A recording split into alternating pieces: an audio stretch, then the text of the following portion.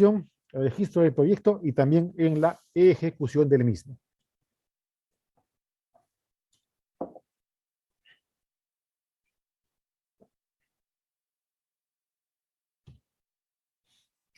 Tengamos en claro, señores, lo siguiente.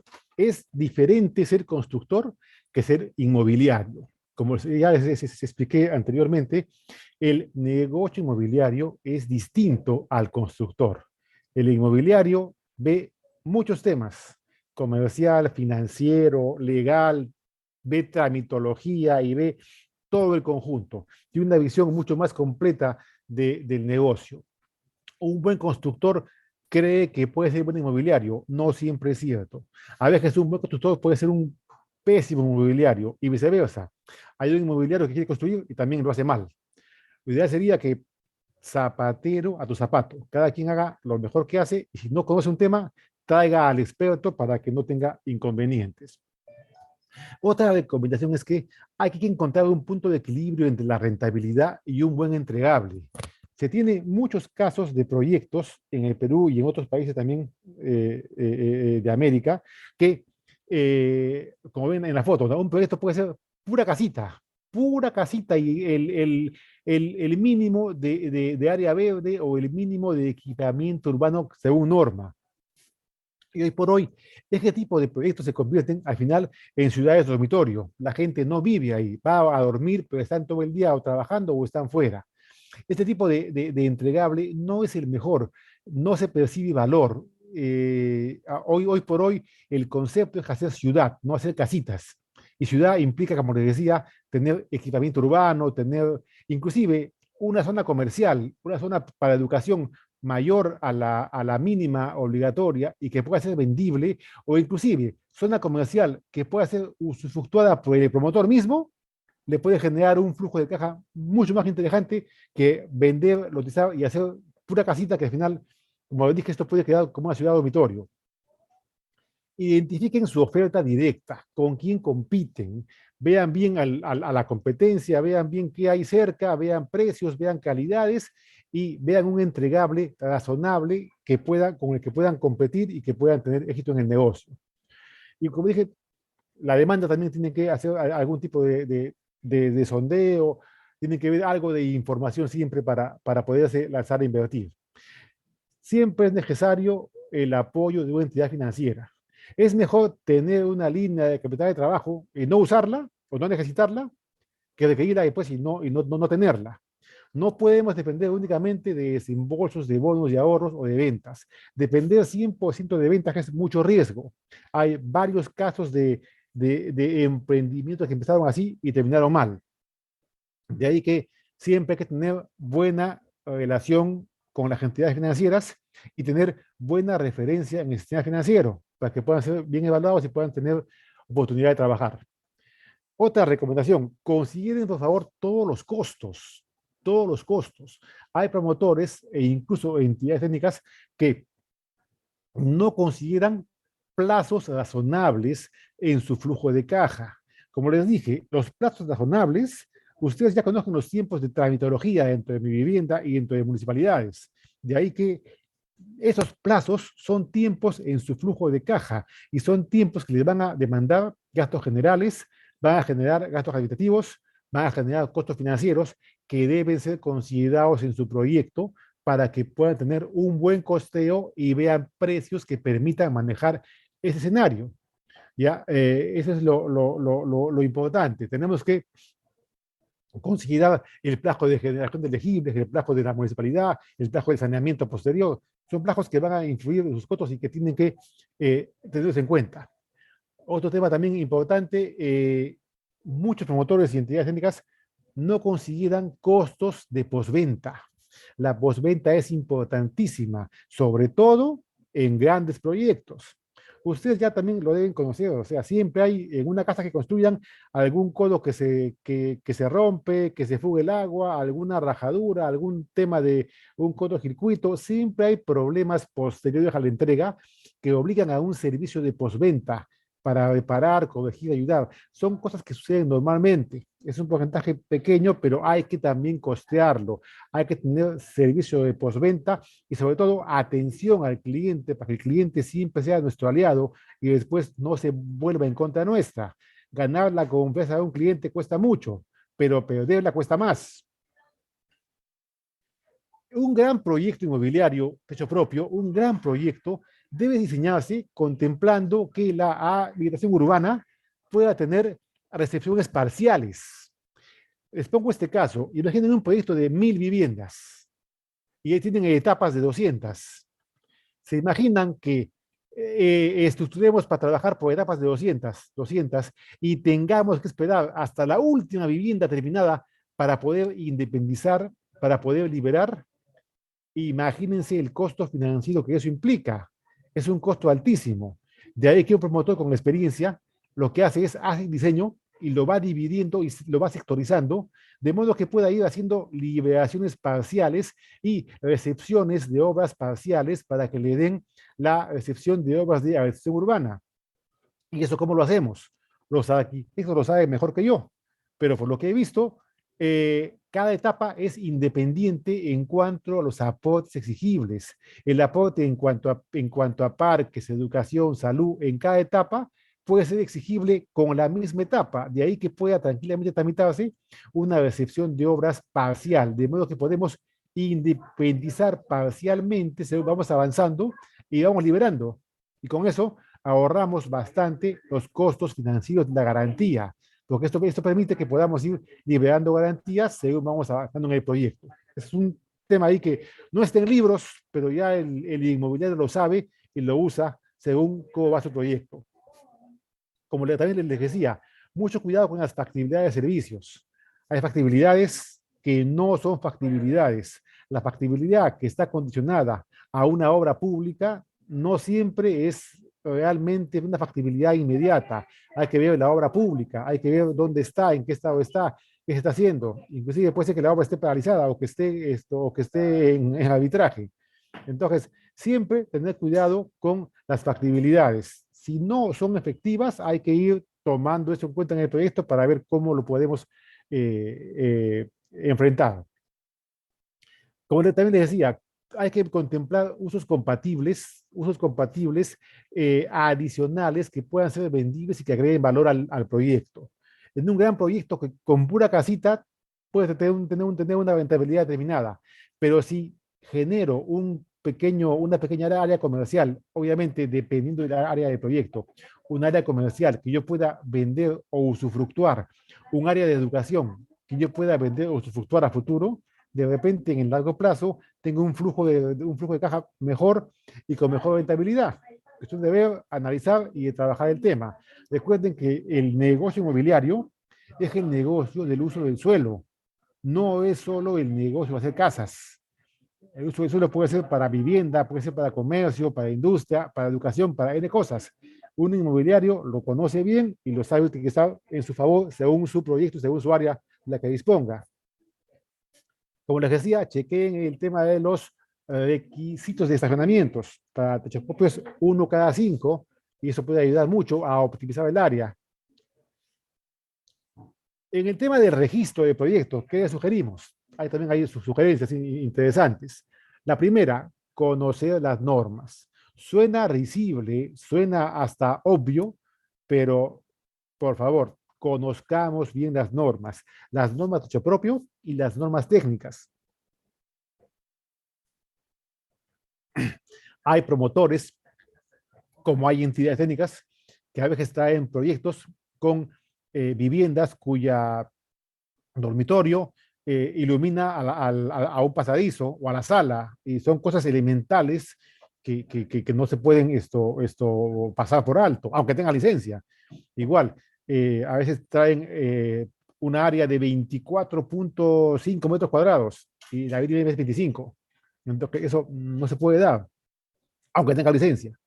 Entonces, conocer bien las normas para poder hacer un buen expediente y no patinar en el interín. Como les dije, si van a trabajar con respaldo de una entidad financiera, por favor, que la entidad financiera les confirme si tiene línea de garantía disponible o si no la requiere. Recuerden, una entidad financiera con calificación de riesgo B o más no requiere validar ante el fondo línea de garantía, pero sí es su control interno. Entonces, una entidad con otra calificación sí requiere que tenga línea de garantía disponible. Entonces, si una entidad financiera que requiere línea de garantía para poder afianzar proyectos está con línea copada al 97% y sigue recibiendo proyectos, lo que va a ocurrir es de que cope su línea y tenga en cartera varios proyectos que no van a poder empezar hasta que esa entidad financiera libere línea o aumente su línea o libere de proyectos antiguos. Y esa espera a veces demora medio año o hasta un año. De ahí que si van a ver a una entidad financiera para que les dé respaldo o respaldo a través de una adenda, pregunten, ¿tienes línea disponible? ¿En cuánto está tu línea ocupada a la fecha? Si está en 95, 97%, mejor es buscar otra entidad financiera que tenga algo más de holgura para no correr ese riesgo. También esto es elemental, pero sucede mucho, la compatibilidad de información de todos los documentos presentados, sobre todo al fondo de mi vivienda. A veces en la ficha de información básica viene una data del proyecto y en el informe de la entidad financiera viene otra data distinta. Y es porque el promotor y el banco están decidiendo que únicamente la entidad financiera va a respaldar una etapa del proyecto, por ejemplo, una etapa, que es lo normal. Sin embargo, el informe viene por todo el proyecto integral, que son 10 etapas, y la data no coincide. Hay que tener en cuenta que una entidad financiera, cuando alguien va con un proyecto muy grande de 1000 viviendas o 2000, no va a darles línea para las 1000 viviendas, va a dar línea para 200, 300, 100, de modo que no cope toda su línea y puedan trabajar por etapas e ir liberando en el camino. De ahí que la cantidad de viviendas, los precios y el 110% del cálculo debe ser compatible en todos los documentos. Otra recomendación, cuando hacen el trámite con el Fondo Mi Vivienda para un proyecto ABN, cada adenda que la entidad financiera firma, en esa adenda, la entidad financiera compromete una cantidad de dinero de su línea de garantías para ese proyecto. Esa cantidad está en función de qué? De la cantidad de bonos y del ahorro de la gente. Si el promotor y la entidad financiera, para pagar menos, obviamente, a la IFI, el promotor pone que el ahorro va a ser el mínimo ahorro posible, 3% de la vivienda, obviamente la adenda va a salir con un monto de bonos más ahorros. El problema es que si en el camino la gente, el cliente, pone más que el ahorro mínimo, el monto contemplado en la adenda se va a consumir más rápido y no van a llegar al 100% de viviendas. Y van a tener que hacer en el camino una adenda a la adenda para aumentar esa línea y poder terminar. No sé si me estoy dejando entender, pero lo repito porque es un tema también gravitante. Las adendas para respaldo de garantía de un proyecto se calculan sobre una cantidad de dinero. Esa cantidad se calcula con los bonos más los ahorros que la entidad está avalando y respaldando. Obviamente el promotor le paga al banco o hipofinanciera una cantidad de dinero en función al monto que está garantizando. Pero si en esta cantidad ponen el ahorro mínimo para pagar menos y después cuando hagan la venta la gente pone más ahorro, va a pasar de que el desembolso va a ir consumiéndose más rápido la línea de la adenda y al final va a faltar plata y van a tener que hacer una adenda a la adenda. Entonces, tengan cuidado con eso. Siempre no es bueno poner el ahorro mínimo porque va a ser que al final falte dinero y haya que hacer una adenda que puede demorar algo de tiempo. Ya saben, ya les expliqué que al Fondo de Vivienda se presenta un expediente con la ficha de información básica del proyecto, la carta de aprobación, el informe, plano, que eso ya lo acabo de decir. La entidad financiera tiene que firmar la ficha de información básica y el informe de viabilidad del proyecto. Eso es muy importante porque eso demuestra que la entidad financiera ha revisado el informe y, y lo avala. Recordemos que la aprobación de un proyecto con respaldo de entidad financiera no es del Fondo Mi Vivienda, es de la entidad financiera. La norma contempla que quien apruebe el proyecto es la entidad financiera en un lado o el comité de registro por el otro. El fondo no aprueba el proyecto, el fondo valida que tenga todo en orden y lo registra en el sistema para que pueda trabajar. Es algo muy importante que deben tener en cuenta.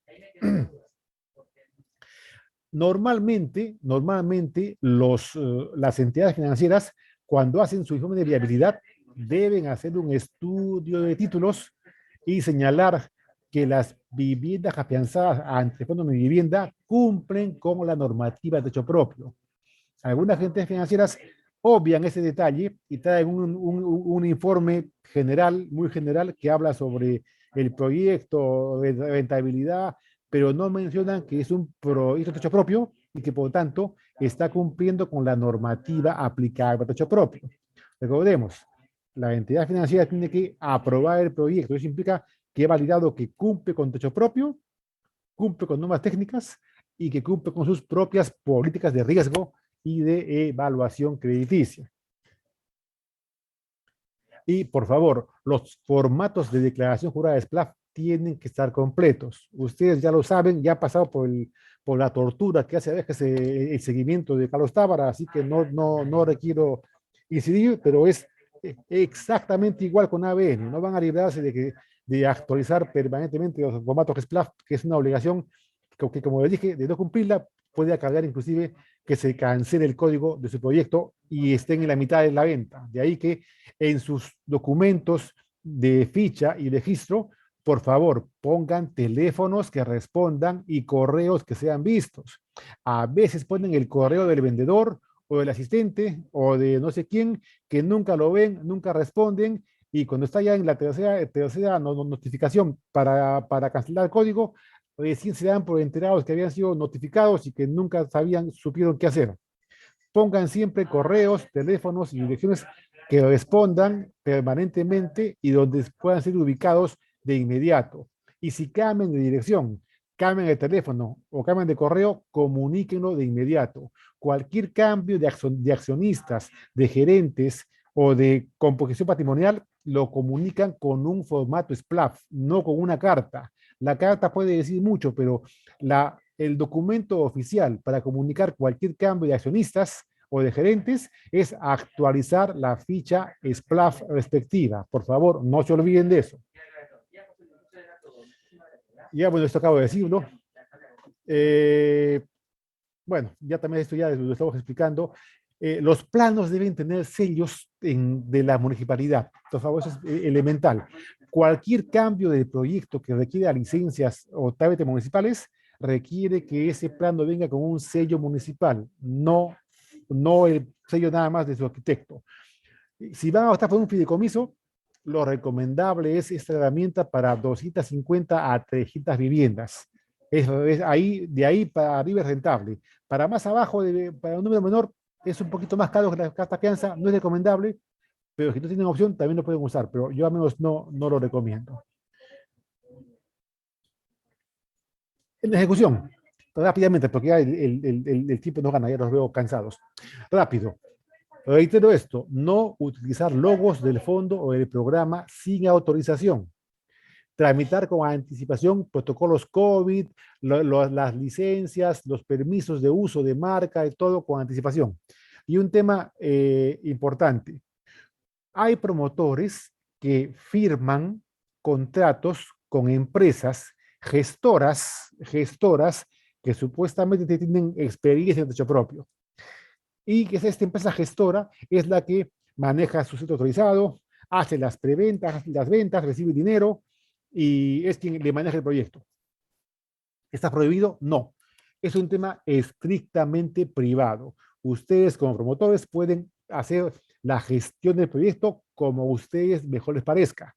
Pueden tercerizar el marketing, tercerizar la venta, tercerizar la gestión, pueden hacer que otra empresa incluso haga la cobranza, pero eso sí, el responsable del proyecto es el promotor. Así haya firmado contrato con N empresas y otra empresa haya cobrado los adelantos y la empresa desaparece, el responsable ante el Fondo Mi Vivienda, ante el Estado y ante las familias es el promotor. Cualquier coordinación o negociación interna para gestión de su proyecto es un tema privado que el Fondo Mi Vivienda no lo aprueba, no lo avala, no lo prohíbe, ni tiene por qué hacerlo porque es un tema privado en el que el fondo no participa. Tengan mucho cuidado con eso. Ustedes son los únicos responsables del proyecto, así que deben tener un cuidado de cómo lo gestionan, de modo que cuiden también su reputación.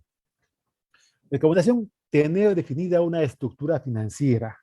Cuando no estén trabajando con una entidad financiera, vale decir, consigan su carta fianza, es muy grande la tentación de pedir desembolsos a las primeras 10 ventas o 20 ventas. Recomendable, estructuren su proyecto. ¿Qué quiere decir estructurar un proyecto? Quiere decir que sepan de dónde sale la plata para cubrir el presupuesto de su proyecto. Sale de aporte propio, sale de preventas, sale de línea de capital de trabajo, de dónde sale la plata. Cuando tengan asegurado el presupuesto y de dónde viene la plata, recién ahí empiecen a trabajar. No empiecen a trabajar a la deriva esperando que con desembojos parciales la venta va siempre a acompañarlos y van a poder trabajar. Depender únicamente de bono y ahorro, dije, es alto riesgo, no es recomendable. Por eso se requiere, y es recomendable, que el promotor tenga un capital propio o de un inversionista para iniciar obra, para que la gente vea movimiento, vea edificación, vea obra, y con eso inspiren más confianza para poder trabajar. Desembolsos cuando tengan cubierto el punto de equilibrio, no antes, no antes. Ahí ese es el punto. Como ya les comentaba, requerimos un buen manejo de interesados, un buen manejo de actores. Por ejemplo, si van a hacer un proyecto techo propio de 10 viviendas, de 15, un edificio, zona urbana, lo primero que recomendamos es de que se presenten con una cartita ante las familias del entorno y presenten a la empresa, cómo se llama la empresa, un teléfono de contacto, un correo de contacto, un representante que dé la cara, que avisen que van a hacer un proyecto, van a trabajar a tal hora y se hagan responsables de cualquier daño que pudiese ocurrir, alguna rajadura, algo, y de inmediato se hagan cargo. Es mejor que la gente del entorno de un proyecto se entere antes y muestren seriedad a que se enteren cuando entra un cargador frontal a romper un muro, a demolición, empieza la bulla, empieza todo y no pueden, la gente se sorprende. Es mejor un buen manejo de stakeholders. Hay promotores que cuando van a hacer este tipo de trabajos en zonas urbanas, se presentan y no solo se presentan, sino que antes de empezar inclusive hacen mejoras al parque, en el parque ponen juegos para niños, hacen algún tipo de inversión previa para irse ganando al entorno. Es un tema muy importante que un buen promotor lo sabe manejar, igual los recomendamos siempre. Mucho cuidado con eso, a veces puede jugar en contra. Por favor, tenemos que dar información completa a los clientes. Al cliente se le entrega copia de su contrato, copia de su plano y su plazo de ejecución. Gánense la confianza del cliente. Si por A o por B no van a poder entregar la vivienda en el plazo, no es un delito, no es un pecado, puede ocurrir muchas cosas. En sus compraventas, por favor, no pongan que el plazo del contrato empieza desde la firma del mismo. Tiene que empezar desde desembolso. Deje el desembolso para que no estén después incumpliendo el contrato. Lo que sí, si no pueden cumplir con el plazo, que no es pecado, puede haber N problemas, comunicarlo a la gente, comunicarlo y firmar adendas antes de que se vence el plazo para que no tengan reclamos. Recuerden, cuando la gente viene y les compra, si les compra, es porque ha ganado su confianza. Confíen en ustedes. Esta confianza, por favor, no la pierdan. Cualquier problema que puede ocurrir, insisto, se explica, se habla, se expone y se comparte, de modo que no sea sorpresa para la gente. Y cualquier demora, una adenda al contrato con una explicación, alguien que dé la cara como siempre, y van a mantener esa confianza. Insisto, mantener confianza es caro, pero perderla es mucho más caro. Así que un tema también a tener en cuenta. Entreguen copia de contratos y entreguen planos. Por favor, no tengan miedo de entregarlo. Si van a ser un buen promotor, no van a tener ningún inconveniente. Como decía, adendas para plazos y cuidar la calidad de la construcción. Por favor, calidad de construcción. Requerimos trabajos de calidad. Pensemos de que las viviendas que estamos construyendo deben poder crecer horizontal o verticalmente, deben poder soportar un segundo piso y sabemos que a futuro van a ir a construir de repente más. Entonces, algo que esté bien construido y que no tengamos después algún problema como reclamos sobre que se dejó el muro, se rompió la tubería o que el cable se quemó a la primera semana de entregar la obra, ¿no? O que a chapa china se rompió la primera usada del dormitorio, que suele pasar. Pensó mucho en la calidad. La calidad del proyecto habla mucho de quién son ustedes. Por favor, respetemos al proyecto original. Que la familia le pidió un alerito, que le pidió bajarse un muro, olvídense de eso. Ustedes respeten el proyecto original tal cual se aprobó. Cualquier cambio después de la entrega y la liberación, ahí si quieren demuelen la casa, pero antes respeten el plano para que no tengan problemas a la hora de la liberación de garantías. Recuerden que en ABN el fondo verifica el cumplimiento de compromisos, el fondo verifica el área construida, los ambientes, verifica que sea la distribución adecuada y correcta según lo aprobado. Entonces, no cambien el proyecto, por más que la gente que lo pida, les ruegue o les quiera pagar un extra. Después, ahora, si quieren hacer algún cambio, lo pueden hacer así, pero tienen que regularizar el expediente. Si van a cambiar acabados, una adenda al contrato con la familia para que cambien el cuadro de acabados y de compromisos y de entregable para que al momento de verificar no haya ninguna observación y no demoren con la liberación de garantías. De ahí que se requiere por eso mucho orden a la hora de manejar este tipo de situaciones. Bueno, ya, para no aburrirlos, vamos a la última parte. Para liberar garantías, como ustedes saben, hay que hacer una verificación. Verificación. Eh, Hay casos en que el verificador llega a la vivienda en la que han pedido verificar y encuentran que no está acabada. Ahí ven, falta puerta, falta ventana y ya pedí liberación. O que la vivienda era registrada tipo A y ha puesto el tipo B y no lo han regularizado o no hay acabados. Son errores típicos que suceden cuando hay un manejo desordenado de la obra. Que un tipo de vivienda puede cambiar de A o B según lo que acuerda con su cliente es posible, puede ser, pero lo regularizan. Cambian la adenda, cambian una adenda al contrato o cambian el acabado, lo regularizan con tiempo. Por eso decía, tengan una buena área de venta y de postventa para que haga seguimiento a estos temas y no les sorprenda porque demorar por una casita o por dos, demorar una fianza que se puede liberar de 100 casas es caro. Ustedes lo saben mejor que yo, es caro. Entonces, no se expongan a ese tipo de problemas.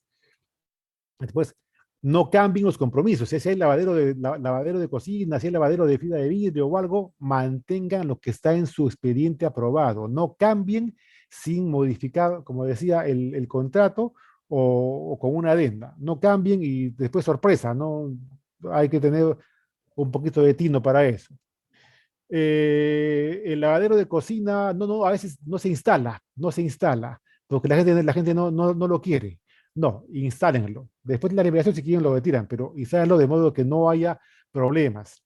Eh, Otro caso muy común es que cuando se va a verificar la vivienda y está entregada, no hay beneficiario y no se puede entrar a revisar la vivienda y demora también la liberación de garantía, lo cual, como les dije, es otro problema porque van a demorar en la liberación.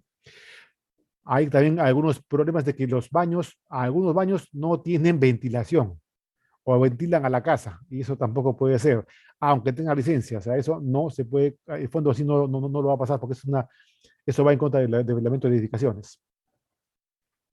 Recuerden esto, a diferencia de sitio propio, en ABN el promotor debe, para poder liberar garantías, debe haber ejecutado las obras de acción urbana, agua, desagüe, luz, y si hay obras de cabecera, tienen que estar recepcionadas por la EPS o por la competente. Tiene que haber recepción de obras de agua, desagüe, energía, y tiene que haber recepción de obras de habitación urbana. por favor, muy claro esto, son dos tipos de recepciones, no confundan, son diferentes etapas del proyecto. Una es la recepción de obras de habilitación urbana y otra es la recepción de obras de agua, desagüe, energía. La recepción de obras de agua, desagüe y energía la hacen las entidades competentes, las EPN, las EPS, ¿no? En Lima, Sedapal, Luz del Sur, son las que recepcionan obras de agua y desagüe. Y después, la recepción de obras de acción urbana es lo que hace el municipio. El municipio verifica que haya recepción de obras de agua, desagüe y energía, y a eso le aumenta la recepción de pistas, veredas, parques y todo el equipamiento urbano obligatorio. Y con eso da la recepción final. Son dos etapas diferentes, que no se confundan. Ambas deben cumplirse para que no tengan observaciones. Ya, otro tema, como les dije, los proyectos ABN deben tener pistas de asfalto y veredas de concreto. Eso es obligatorio, es lo mínimo que pueden tener. Traten, por favor, de no usar bloques de concreto o adoquines. No siempre son aprobados y no siempre es la calidad requerida. De ahí que a veces hay problemas para el momento de dar la conformidad. Es asfalto para las pistas y concreto para vereda. No se hagan problemas, pongan eso en su proyecto. Lo que sí, esto, por favor, cáptenlo bien, capten bien esta idea. Si su proyecto tiene, tiene una manzana cuya frontera es una vía pública que no es parte del terreno original y esa vía pública no está asfaltada o no tiene vereda, ustedes a esa gente no le pueden poner en el contrato que le dan a entregar un proyecto con pista asfaltada y con vereda de concreto, porque hacer una vía pública, ustedes no tienen facultades para construir en vía pública. Ojo, que quede claro eso. Ustedes solamente pueden comprometerse a hacer obras, pista de asfalto y vereda de concreto en el terreno que es del promotor, propiedad del promotor y donde están haciendo el proyecto.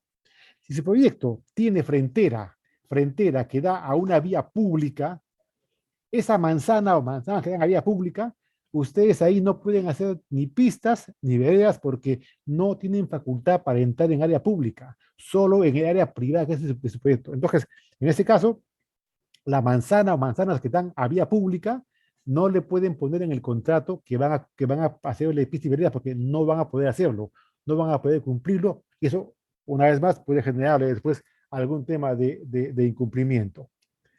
Eh, si hacen algún cambio en la gestión urbana, cambio en los parques, en las pistas, en la distribución, por favor, tiene que ser aprobado por la municipalidad.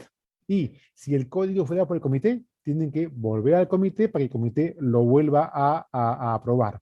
Eso se llaman cambios sustanciales, cambios que requieren una nueva aprobación municipal. Eso sí, tiene que volver y regresar y regularizarse por la vía por la que fue otorgado el código.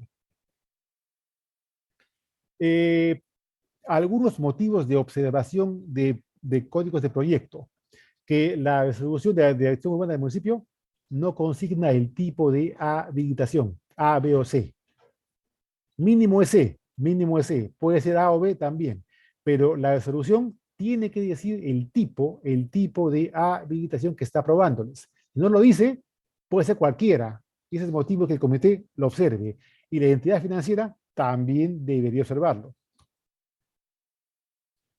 Los documentos que se presentan sobre licencias o resoluciones deben tener la firma y el sello del funcionario municipal competente que lo aprueba. A veces no tiene el sello o es ilegible. El comité, ese proyecto lo observa y la entidad financiera que lo revisa también debería observarlo y pedir que se aclare en caso que suceda eso, que no hay el sello o no está claro quién ha aprobado un documento, una licencia o, un, o una autorización. Lo otro, hay otro supuesto de observación, eso el comité observa cuando un proyecto presentado incumple con los aportes de recreación pública, por ejemplo, o de educación, ¿no? 8% de creación pública y 2% de educación, aunque tengan licencia. Si están incumpliendo, esto va a ser observado, de ahí que hay que tener cuidado. O también no se consigna el cuadro normativo en el plano de ubicación, que es un tema normativo. Eso también hace que el comité observe los proyectos. Finalmente, hay una serie de recomendaciones sobre el tema de estos proyectos, ¿no? Que chequear los estacionamientos, los parques que no cumplen las medidas reglamentarias, no se identifica el acceso del proyecto al sistema vial, por ejemplo, o a veces hay un gran proyecto cuyo acceso a eso es una garganta, un cuello de botella, que aunque tenga licencia, igual va a ser observado, o a veces el comité también, dependiendo de la magnitud del proyecto y del área a utilizar, pide el CIRA, un CIRA que según uno también es de requisito en algunos casos. También debe considerarse la tipología del proyecto, edificación multifamiliar, conjunto residencial o quinta, a veces no se pone, y eso se requiere para poder saber qué no vas a aplicar. A veces los planos que están incompletos, o a veces las dimensiones de pasajes, de escaleras, pasajes o postos de iluminación no cumplen con el reglamento de edificaciones, también es observable. No se define áreas de propiedad exclusiva y común. Ojo, eso es importante cuando hablamos de multifamiliares. Tiene que claramente definirse área de propiedad exclusiva y propiedad común. Tampoco hay dimensión de lotes normativos, área libre, área techada, o en algún caso, los planos que se presentaron de la vivienda típica no tienen plantas, cotes ni elevación sobre todo el lote, y de ahí que a veces también el comité lo observa. Señores, con esto estamos cerrando la presentación. Hemos estado hablando ya más de 1 hora y media. Como les decíamos, el tema es amplio para poder hablar de repente en otra charla a detalle ya de una parte específica, pero como una visión general creo que hemos cumplido con el objetivo, que es hablar de modo general sobre el programa, cómo se registra el proyecto, qué se requiere y recomendaciones para unas buenas prácticas y para evitarse problemas. Yo quiero agradecer a todos por su asistencia, por su presencia, por la cantidad de preguntas que nos están haciendo. Acá están los correos del suscrito, que estoy en este momento a cargo de la gerencia de proyectos, de la arquitecta Patricia Heredia, que es la supervisora de registro, y del arquitecto Lucas Sarmiento, que es en este momento nuestro jefe encargado del departamento de proyectos inmobiliarios. Como les decía, la idea de esto es motivar a las ETs para que entren también y empiecen a pensar en ABN como una alternativa de negocio, dado que ustedes ya tienen el expertise y conocen cómo funciona el programa, cómo funciona y cómo es la tramitología de licencias, desembolsos y todo lo demás. Entonces, esa experiencia queremos aprovecharla para también empujar a ABN, de modo que diversificamos los riesgos y no estamos dependiendo únicamente que haya convocatorias, sino que podemos trabajar en ambas modalidades y trabajar, creo, a la vez con mucha seriedad, con mucha responsabilidad y buscando, como siempre, apoyar en este objetivo grande del sector que es atender la necesidad de vivienda de la población. Acá están los correos de suscrito de Patti Heredia y de Lucas Sarmiento para que nos puedan hacer llegar cualquier comunicación, cualquier consulta o duda para poder también orientarlos. Pido disculpas si en algún momento no podemos atender llamadas porque hemos estado trabajando de manera remota y mixta, virtual y en el fondo. De ahí que no siempre estamos en el teléfono, pero bueno, igual, quedamos a sus órdenes para cualquier otra duda o consulta que puedan hacer por el teléfono o por los correos. Y bueno, con esto estamos cerrando por esta presentación. Igual veo que estamos haciendo la atención de las preguntas y respuestas. Y bueno, cedo a Luzmila para que puedas dar por terminada la capacitación. Dejo de compartir pantalla. Gracias. Muchas gracias, ingeniero Hernando Carpio, por la información tan valiosa para las entidades técnicas que participan en nuestro programa Techo Propio.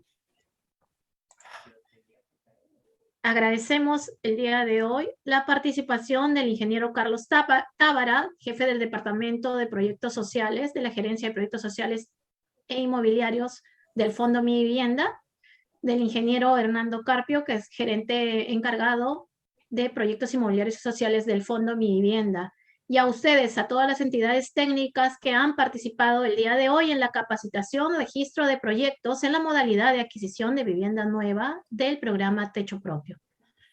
Muy buenos días, señores.